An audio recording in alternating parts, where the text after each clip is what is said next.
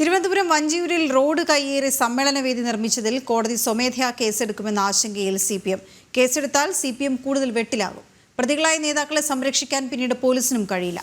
തിങ്കളാഴ്ചയാണ് ഇക്കാര്യം ഹൈക്കോടതി പരിഗണിക്കുക. ഏരിയ സമ്മേളന വേദിയിലുണ്ടായിരുന്ന CPM സംസ്ഥാന സെക്രട്ടറി MV ഗോവിന്ദൻ അടക്കമുള്ള നേതാക്കളെ ഒഴിവാക്കിയാണ് പോലീസ് കേസെടുത്തത്. ഏരിയ കമ്മിറ്റിയുടെ പേരിലും കണ്ടാലറിയാവുന്ന 500 പേർക്കെതിരെയുമായിരുന്നു കേസ്. ഇതിനെതിരെ ഹൈക്കോടതി ഇന്നലെ പോലീസിനെ രൂക്ഷമായി വിമർശിച്ചു.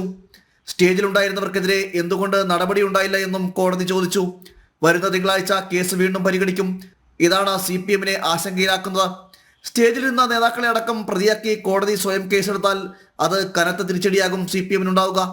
സമ്മേളനം ഉദ്ഘാടനം ചെയ്ത MV ഗോവിന്ദൻ അടക്കമുള്ള നേതാക്കൾക്കെതിരെയും കേസുണ്ടാകും. പിന്നെ പോലീസിന് പോലും രക്ഷിക്കാനാവില്ല. കോടതി പരാമർശം തിരിച്ചടിയായാൽ എന്ത് നടപടി സ്വീകരിക്കണം എന്ന കാര്യം CPM ആലോചിക്കുന്നുണ്ട്.